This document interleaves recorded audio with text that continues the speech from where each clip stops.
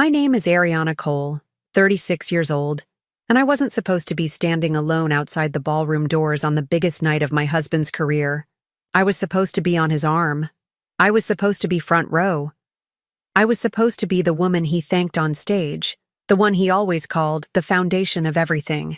Instead, I stood there clutching my clutch like it was the only thing tethering me to the floor, staring at a massive banner that read, Cole Tech Annual Charity Gala, with Jacob's face plastered across it.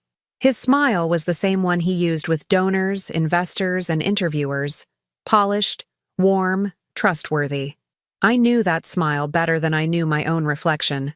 Tonight, it felt like a threat.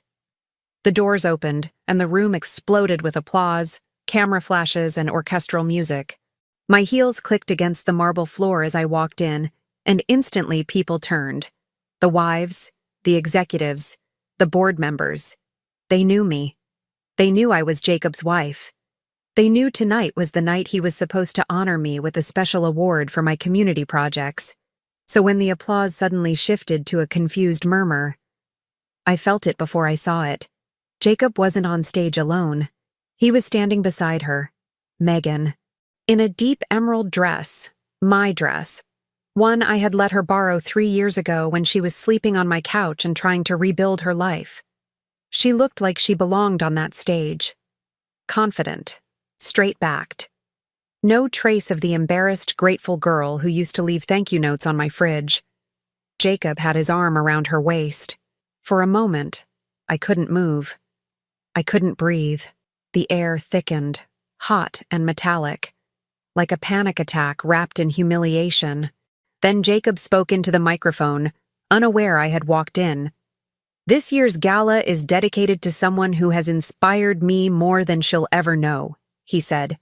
Someone who stood by me, encouraged me, and helped shape this entire initiative. The crowd clapped politely. Megan smiled shyly, as if she didn't know exactly what she was doing. I stepped forward, slow, controlled, refusing to be the stunned, trembling woman his betrayal wanted me to become. The room parted for me like water. Some people recognized me and stiffened. Others whispered. A few raised phones. The vultures always came early. Jacob didn't see me until the applause faded. His eyes darted toward the movement in the room, and when he spotted me, he froze. The kind of freeze that says, I've been caught in the only moment I prayed she'd never see. He swallowed hard. The microphone picked it up with a soft click. Ariana, he stammered. You're early. Early? He had told me the award presentation would be at the end. Now he was giving it, or something like it, at the beginning. I walked closer. Every step drained another piece of my naivety. Megan stepped back, only slightly, then readjusted herself, pretending to be innocent, pretending she had no idea how inappropriate this was.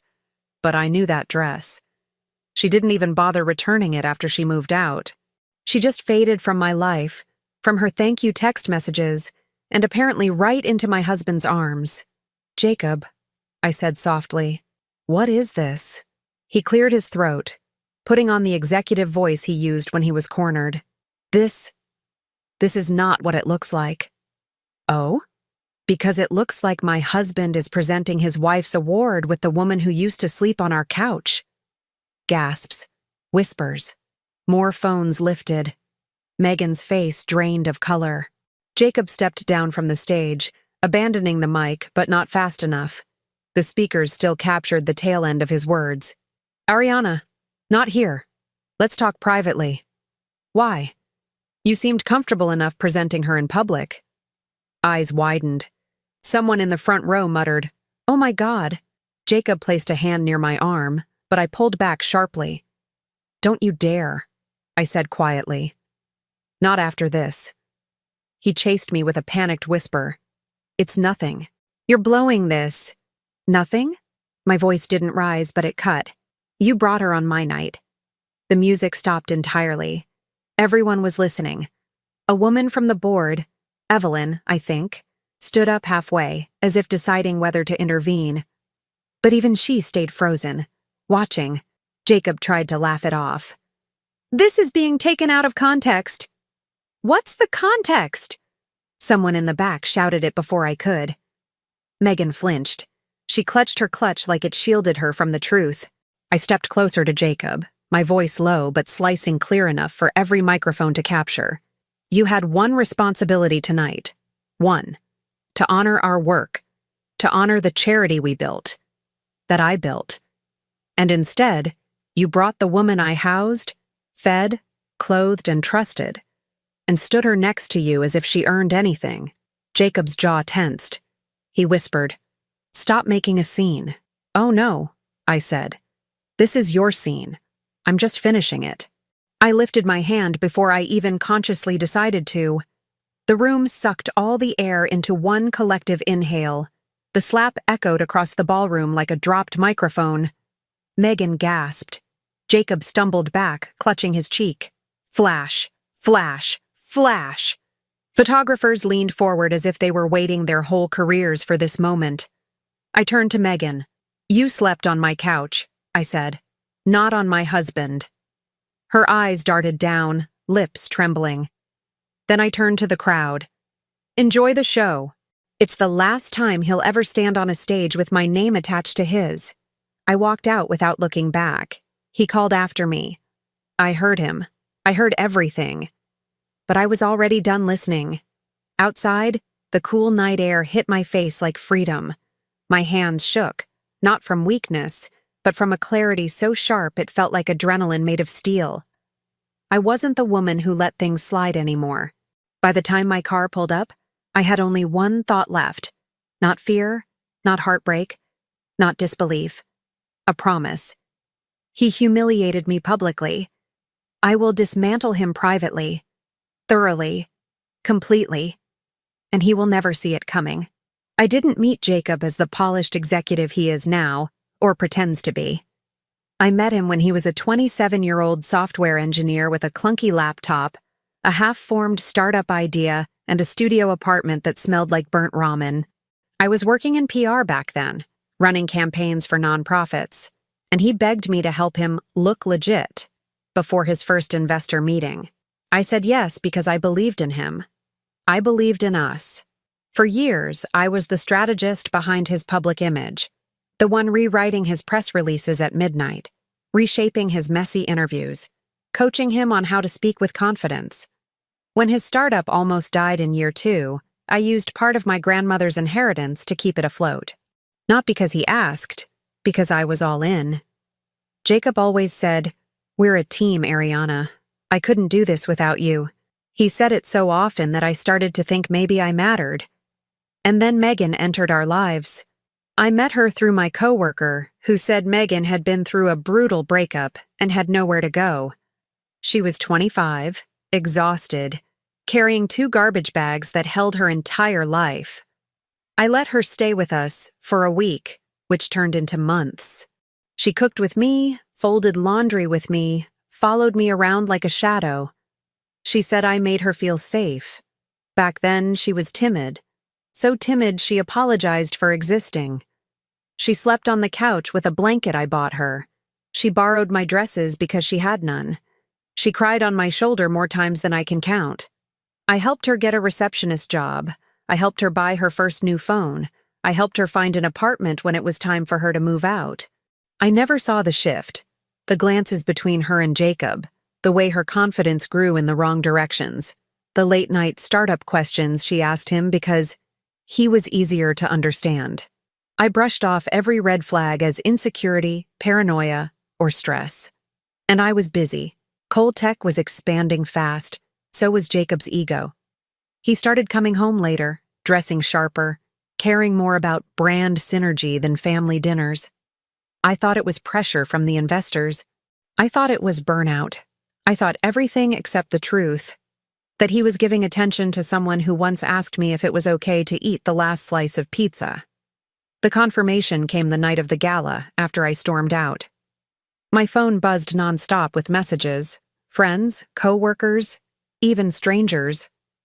But the one that gutted me came from Nora, my closest friend since college. Nora. I didn't want to say anything until I was 100% sure. But Ariana, they've been together for months. I saw them at a cafe last week. He was holding her hand. I'm so sorry. I read it sitting in my parked car, tears blurring the dashboard lights. There it was. Not suspicion, not speculation. Confirmation. Everything I built with Jacob. The sacrifices, the money, the years, were tangled up in a betrayal so pathetic and predictable, it almost made me laugh. Almost. Because beneath the heartbreak was something else. Something sharper. A rising certainty that the life I had built for him, I could take back piece by piece, and I would. I didn't cry that night. Not one tear. Shock had burned through me at the gala. Humiliation had scorched whatever softness was left, and by the time I pulled into my driveway, something inside me had crystallized. Not rage, not devastation, precision. The kind of clarity a woman gets when she realizes the life she built is being used against her. I walked into the house, our house, though legally it was mine, and flipped on the kitchen light. Everything looked the same as it always did. The bowl of lemons on the counter, the vase of flowers I had bought that morning, the framed photo of Jacob and me from our 5th anniversary.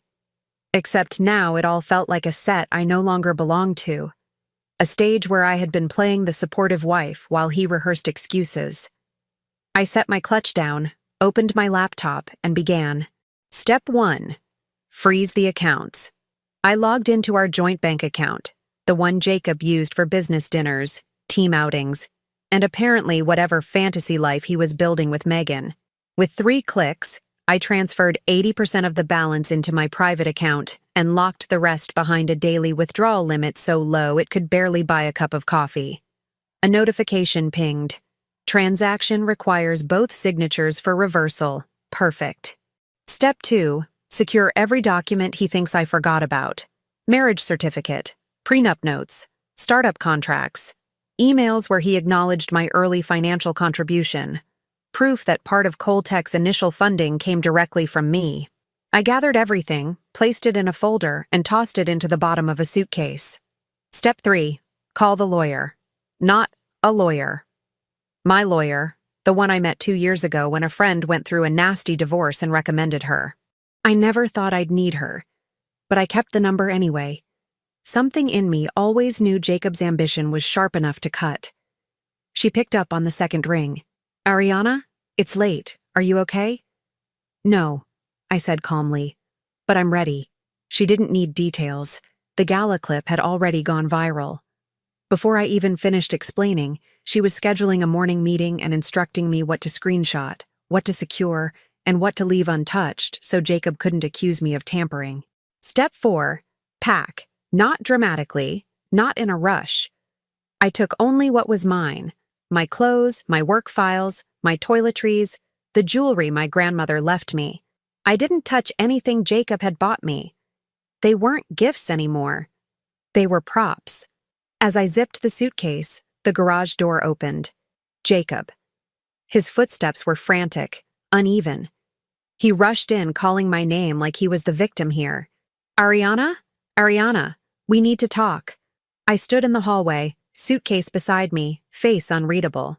He froze at the sight. Why are you packing? Can we go inside and talk like adults? I tilted my head. You talked enough tonight.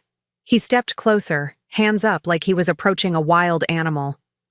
Ariana, it wasn't what it looked like. You humiliated me publicly, I said. The consequences will be private. He blinked, caught off guard. You're overreacting. There it was, the final nail. I grabbed my suitcase handle, walked past him, and let my shoulder brush his. Not an accident, a warning. Jacob, I said quietly, you should check your bank app. His phone buzzed right then. He pulled it out, glanced at the screen, and his face drained. What? Why is the account locked? Ariana, what the hell did you do? I didn't even turn around. First moves, I said. More are coming. Behind me, he spiraled, tapping furiously at the screen, muttering, swearing, pacing. But I was already outside, already done listening, already moving. Because I wasn't Jacob's foundation anymore. I was the earthquake he never prepared for. And the first cracks had just begun. The fallout started faster than I expected. I hadn't even finished my coffee at Nora's place when Jacob's name began trending online for all the wrong reasons. People had recorded everything at the gala.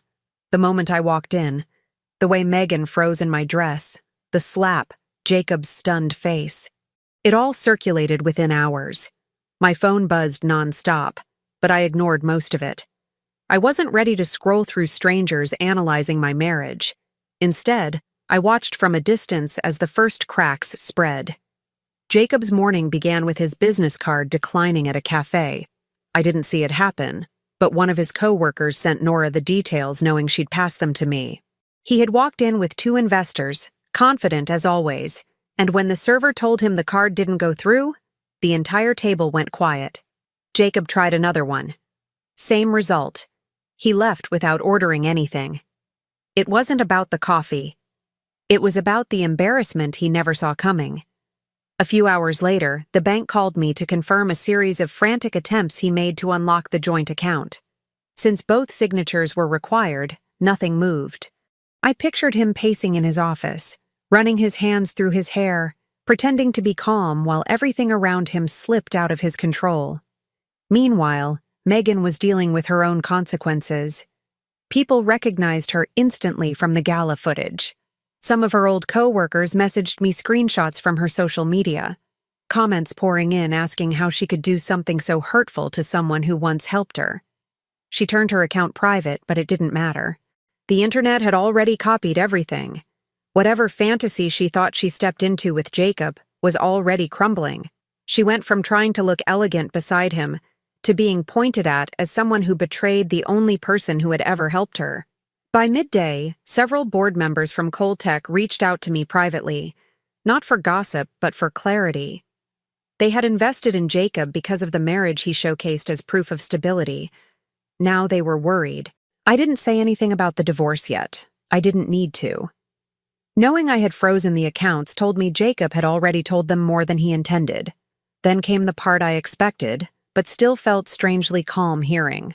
My lawyer informed me that Jacob tried to rush a meeting with his legal team, not because he wanted to fix our relationship, but because he realized I held documentation of my early investment into his company, proof he had never wanted publicly acknowledged. The moment he understood that, panic hit him harder than the slap. My lawyer told me he sounded unsettled. Not angry, not defensive, just unsettled.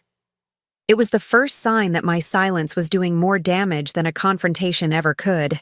In the afternoon, Nora came home from work and handed me her phone. "He's outside your house," she said.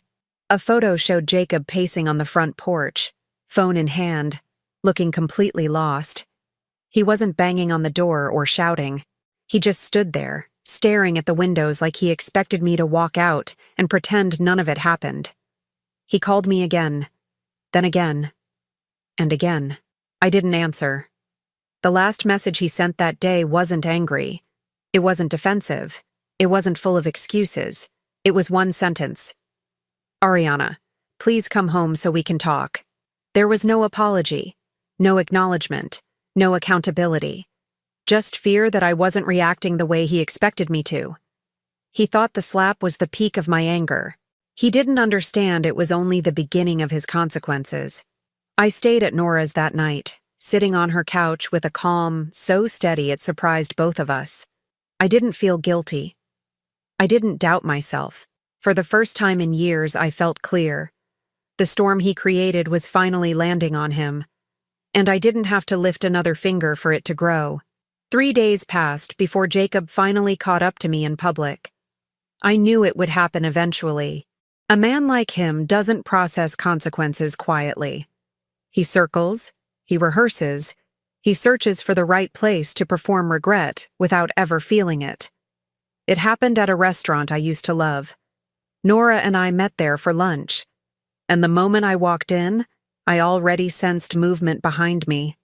The kind of restless, anxious pacing that comes with someone waiting to intercept you. I didn't turn around. I led Nora to our table, sat down, and opened the menu as if I hadn't heard him. "Ariana," Jacob said, voice low but urgent. Please, just 5 minutes. Nora lifted her eyes at me, silently asking if I wanted her to leave. I shook my head. I wanted her there. I wanted a witness who wouldn't rewrite the moments in her head later. Jacob stepped closer to the table. Can we talk privately? He said. I didn't look up from the menu. This is fine. He hesitated. He wasn't used to me choosing the setting. He looked around, aware of the people staring. Someone whispered. Someone else took out their phone. He hated being watched unless he was controlling the narrative. He sat down across from me without asking. You're hurting both of us by dragging this out, he said. Nora let out a quiet breath like she couldn't believe he said it out loud. I set down the menu and finally looked at him. You humiliated me in front of hundreds of people and the entire internet. And you're concerned that I'm dragging things out? It wasn't like that, he insisted. I told you. You told me nothing, I cut in. You told the entire room that Megan inspired you. You brought her on stage during a tribute meant for me. He winced. Not because of guilt, because of how it sounded when spoken plainly. Okay, but we can't fix anything if you keep freezing me out. I need you to be reasonable. Reasonable. The word tasted bitter. Nora leaned forward slightly. Jacob, this is not the place. This is exactly the place, I said calmly. He chose his place when he made it public. Jacob exhaled sharply, impatient. Can we not do this with other people around? A voice from the left answered before I could. Well, you should have thought of that at the gala. We all turned. A woman at the next table gave Jacob a look that would have sent a steadier man hiding. The people around her nodded. He tried to smile it off, but the tension around him tightened. He looked back at me, eyes darting with desperation. Ariana, about the accounts, he began, lowering his voice. My board is nervous. Investors don't like sudden changes. Then you should explain to them what kind of changes you made without me, I said. His jaw clenched. Stop talking in riddles. Just tell me what you want. I leaned back, letting silence stretch, letting him wait, letting him feel the lack of power he once held so effortlessly. Then I said it, the sentence that shifted every face in the restaurant toward us. You should tell your board that the charity fund wasn't mismanaged by me. His eyes widened instantly. Ariana. But by you, I finished. A ripple moved through the room. Phones lifted higher. Jacob's voice cracked. You cannot say that out loud. I can say the truth anywhere, I replied.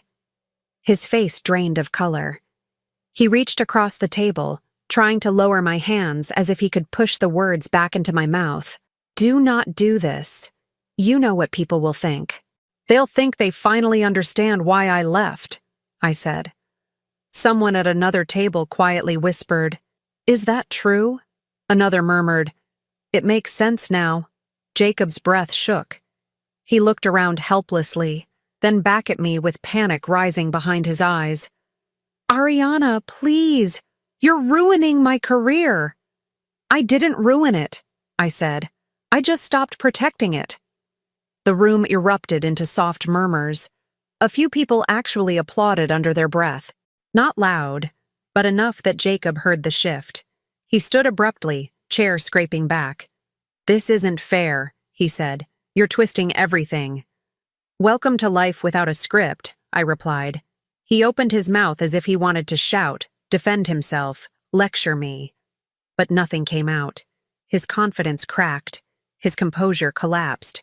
And then, the final blow landed without me saying a single word. Megan walked into the restaurant. She saw Jacob. She saw me. She saw everyone watching. And instead of going to him, she turned around and walked straight back out the door. Jacob stared at the exit as if the floor dropped beneath him. Silence fell between us. He whispered, What did you do? I stood up slowly. I told the truth. He didn't follow me. He didn't speak again. He just stood there, alone, cornered, exposed. And this time, the humiliation wasn't mine. It was entirely his. By the next morning, Jacob had moved from panic to strategy, the only skill he ever relied on when things slipped out of his hands. He tried calling me again, but I ignored every notification. What I didn't ignore were the messages piling up from people who had seen him online. Someone sent me a link to a live stream he had done earlier that day. I didn't watch it immediately. I wanted to see how far he'd go without me responding. When I finally opened it, I saw him sitting in his office, wearing a navy blazer and speaking in the soft, calm voice he used during interviews. He opened with a rehearsed smile. "This past week has been challenging for my family, and for me. I'd like to clarify some misunderstandings and rumors." Misunderstandings. Rumors. He was already rewriting the story. He went on to say he and I had been experiencing difficulties privately, hinting that the gala moment had been misinterpreted. No responsibility, no honesty. Just carefully polished lines meant to look vulnerable, but crafted to protect him. He spoke for 6 minutes without saying the words, "I made a mistake." Not once. The comments section started off confused, then angry. Viewers weren't stupid. The footage from the restaurant had already made the rounds. The moment he froze when I mentioned the charity fund, the panic on his face, the way he tried to silence me. Still, he ended the live stream confidently, thanking his supporters and promising, "The full truth will come out soon." He had no idea that the full truth was already in motion, and not from him. An hour later, I received a text from someone I didn't expect. A former employee of his. Someone he had fired 2 years ago for lack of loyalty. He sent me screenshots of emails where Jacob talked about shifting charity expenses around to make the company look more generous than it actually was. Nothing illegal, but deeply misleading. The kind of thing that, when paired with the gala footage and the restaurant confrontation, would burn his public image overnight. The former employee wrote, "He always acted like he was untouchable. Do what you want with these." I thanked him and sent everything to my lawyer. She told me not to post anything myself. That wasn't my role. My silence had more power than any statement. By midday, someone leaked the emails. Not me. Not my lawyer. Someone inside the company. The screenshots hit social media first, then the forums, then journalists picked them up. Articles were published in real time, headlines questioning Jacob's integrity, asking how long the financial misrepresentation had been happening, asking who else knew. People were already angry after the gala. They were furious after the restaurant. Now they were relentless. Hashtags formed within minutes. Coal cover-up. Hotstar Galagate. Who is the real? Jacob sponsors released short public statements. They were reviewing recent developments, a polite way of saying they were preparing to distance themselves. Then a compilation video surfaced on TikTok. The gala humiliation, the restaurant confrontation, and the leaked emails stitched together with dramatic captions. 18 million views in under 2 hours. I wasn't celebrating. I wasn't smiling. I wasn't feeling victorious. I felt steady, calm, like truth was finally taking its rightful place. Jacob tried another strategy in the afternoon. He posted a long paragraph on his personal account about miscommunication in his marriage and false accusations. It sounded defensive, strained, desperate. The comments turned brutal within minutes. "Your wife helped build your company. You humiliated her in front of everyone. You're only sorry because you got caught. You should apologize publicly, not defend yourself." People weren't buying what he was selling. And for the first time, Jacob didn't have enough charm to shift the narrative. Then Megan tried to speak. She posted a short video on her account, shaky, rushed, clearly filmed in a panic, saying she never intended to get involved in a marriage that was falling apart. Within 30 seconds, someone stitched the video with a photo of her sleeping on my couch from years ago, the one she posted herself when she wrote, "Blessed to have found kindness." Comments exploded. "You betrayed the woman who saved you. You're not innocent. Stop pretending you didn't know. Go apologize to her, not to us." She deleted the video. She deleted her entire profile. But it didn't matter. Screenshots spread instantly. By evening, Jacob's PR team sent him a formal message recommending he step back from public visibility until the situation stabilized. It was a polite way of saying he was damaging himself more by talking. An hour later, a board member called me personally, not to gossip, to apologize. She said, "Ariana, I don't know all the details, but I can tell you this. His version and the truth don't match, and people within the company are scared of what else might come out." It wasn't a confession. It was acknowledgement. The story had shifted completely. He wasn't the wronged husband trying to clear up a misunderstanding. He was the man who broke trust, mismanaged image funds, lied publicly, and underestimated the woman who helped build the foundation he had just shattered. The final blow came just before midnight. A journalist released a short investigative clip summarizing Jacob's week, ending with a simple line, "Behind every public scandal, there is a private truth." And this time, the truth didn't side with him. I watched the clip once, closed my phone, and set it aside. Jacob had wanted a polished narrative. What he got instead was reality, raw, unfiltered, undeniable. And it was only going to get worse for him. The morning the legal process officially began, Jacob still believed he could talk me out of it. He showed up at my lawyer's office unannounced, wearing the same blazer he always used for investor meetings, like he thought dressing the part would change the outcome. It didn't. I sat across the table from him, my lawyer beside me, while his attorney flipped through documents with the stiffness of someone preparing for a storm. Jacob kept trying to catch my eyes. I didn't give him that. My lawyer began with the simplest truth. Ariana is filing for divorce, and we're moving forward immediately. Jacob exhaled hard, shaking his head. Ariana, please. This is extreme. We can still fix things. My lawyer didn't even flinch. There is nothing to fix. There is only what needs to be done.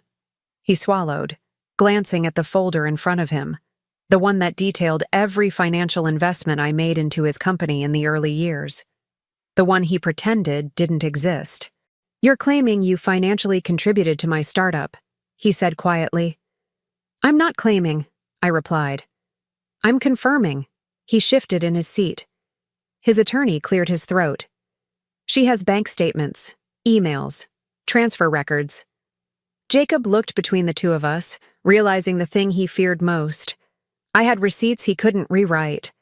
The atmosphere in the room changed after that. His attorney's tone became more cautious, more respectful. Mine became sharper. The power dynamic had flipped completely. My lawyer laid out the terms, clean, calm, unemotional. I would retain the house. I would retain my inherited assets. I would receive compensation for my documented early funding. I would be granted majority rights to any shared properties. Jacob's jaw tightened. You're gutting me, Ariana. You're taking everything. I stayed steady. I'm taking back what I built. The meeting ended with no agreement. But the line had been drawn. By the end of that week, things escalated faster than either of us expected. Tech held an emergency board meeting. For years, Jacob had sold them a picture-perfect family life as part of his leadership image. The stable marriage, the steady partnership, the quiet, dependable wife. Now that picture was shattered, and the board feared what else could come out. They didn't fire him outright, but they did something worse for his pride. They suspended him. Pending review, the notice said. A suspension meant uncertainty. Uncertainty meant instability. And instability meant investors hesitated. Not because of the company's numbers, but because Jacob himself had become a liability. He went from being the face of Tech to being removed from all promotional material overnight. His assistant, who had once worshipped him, leaked a detail to someone who leaked it to me. Jacob spent most of that day sitting in his office with the lights off, staring at the wall, saying nothing. He finally understood how fast a reputation can collapse. Megan, on the other hand, didn't survive the fallout at all. Her company released a short statement saying she had resigned. Everyone knew what it really meant. She was asked to leave. She couldn't walk into a coffee shop without whispers. She couldn't update her profile without comments flooding in. She disappeared from social media entirely. That was the last I heard of her. Then came the part Jacob never expected. His own family turned on him.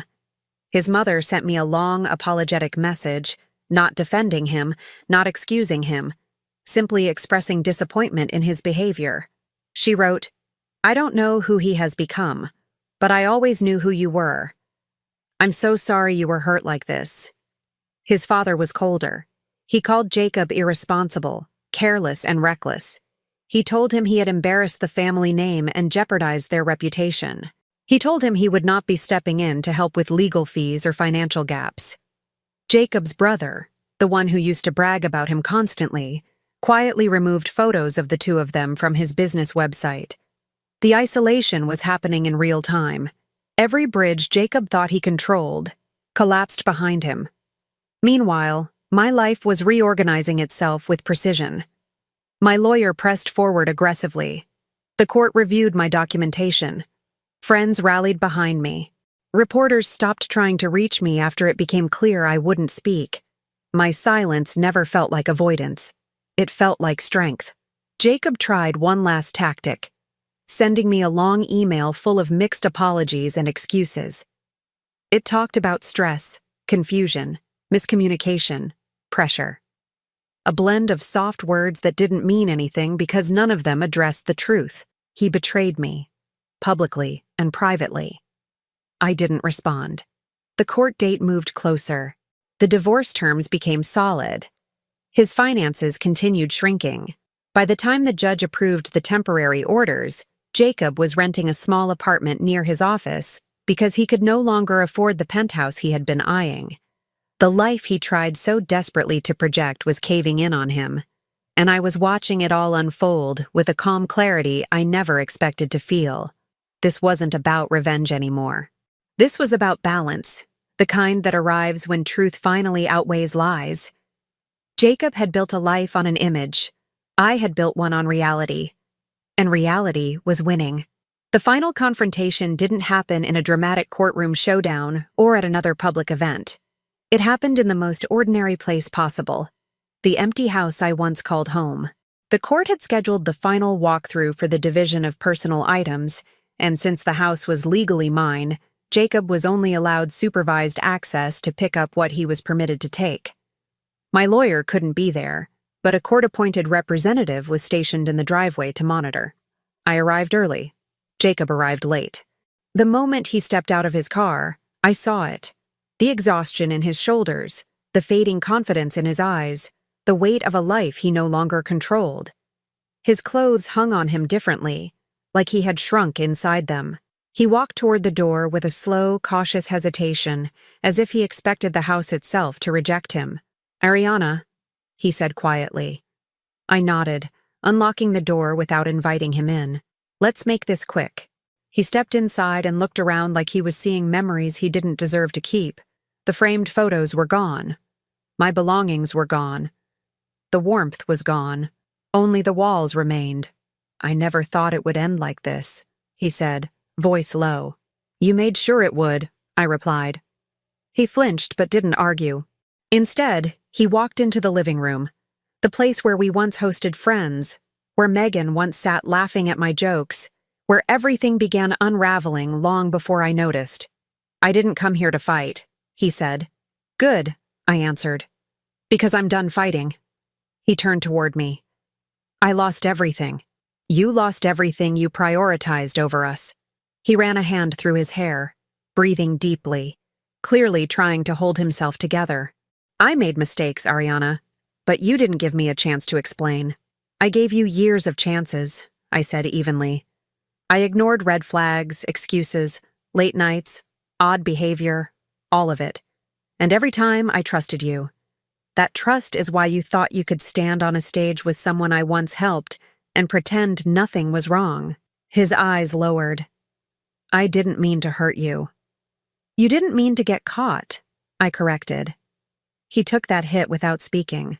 We walked through different rooms as he grabbed the last of his approved items. A few shirts, some personal electronics, a box labeled work things. Nothing sentimental. He had lost rights to anything else through the court's decision. In the bedroom, he paused at the doorway. "This used to be our place," he whispered. "It used to be," I agreed. "I know you won't believe me, but I really did love you." I looked at him, truly looked. Not at the man he tried to appear, but at the man he actually was. Someone who wanted the comfort of loyalty without offering any in return. "You loved the version of me who carried your ambition," I said calmly. "When I stopped carrying it, you replaced me." His face crumpled for the first time, not with rage or denial, but with the realization that I wasn't going to soften. We returned to the living room, standing several feet apart like two people who once shared a life, but now shared only silence. He tried again. "Can't we rebuild something from this? Even if it's not the same?" "Jacob, you didn't just betray me. You broke the foundation of your own life. I won't stand on rubble with you." He looked down, defeated. "I didn't expect you to become this cold." I swallowed, not harshly, but with a truth I needed him to hear. "I'm not cold. I'm done." He stared at me, searching for a trace of softness he could use. A window, a weak spot. But the woman who once protected him no longer existed. A long silence stretched between us. Then he spoke the line that revealed everything he still didn't understand. "Ariana, please, don't leave me alone like this." There it was. Not, "I'm sorry." Not, "I regret what I did." Not, "I understand." Just fear of being alone. Fear of consequence, not remorse. I walked toward the doorway, pausing beside him. "You weren't alone," I said quietly. "You pushed away the only person who ever stood by you." He blinked rapidly, eyes glistening even though he tried to hide it. "I didn't know what I had until—" "I'm not your lesson," I cut in. "I'm your ending." He closed his eyes. A single tear slid down before he could wipe it away. I stepped back, opening the door. The representative outside glanced in to confirm we were finished. Jacob didn't move. He looked at me with a mixture of disbelief and desperation. "Ariana? Is this really it?" "Yes," I said. "This is it." He shook his head slightly, as if trying to wake up from a reality he created. "Please, don't do this." I held his gaze one final time.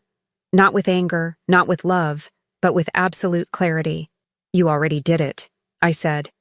"I'm just walking away from it." He took one step toward me, reflexively, instinctively, but I held up a hand. "No more." His breath broke. His shoulders dropped, and the last of his pride fell with them. I stepped outside. The door clicked shut behind me, a soft, final sound. The representative nodded, signaling that the process was complete. Jacob remained inside, alone in the house he once believed he controlled. And I walked away with the only thing he could never reclaim: my freedom. 6 months later, my life didn't look anything like the one I left behind. And that was the point. I moved into a bright apartment near the coast, a place with open windows, morning light, and silence that felt peaceful instead of tense.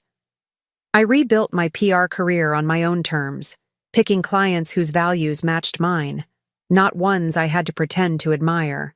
Work became steady, then exciting, then genuinely fulfilling. Nora visited often. We sat on my balcony drinking tea, laughing about things that once felt impossible to recover from.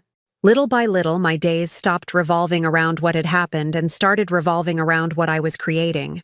Jacob faded from my life in the same way a storm fades after it's done tearing through everything, slowly, quietly, leaving only a distant echo of the damage he caused. I heard things in passing. He moved out of his temporary apartment, accepted a smaller job at a company outside the city, stopped attending public events.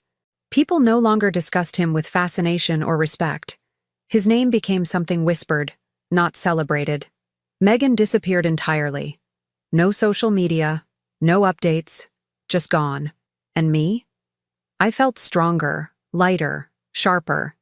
Not because revenge changed me, but because it revealed me.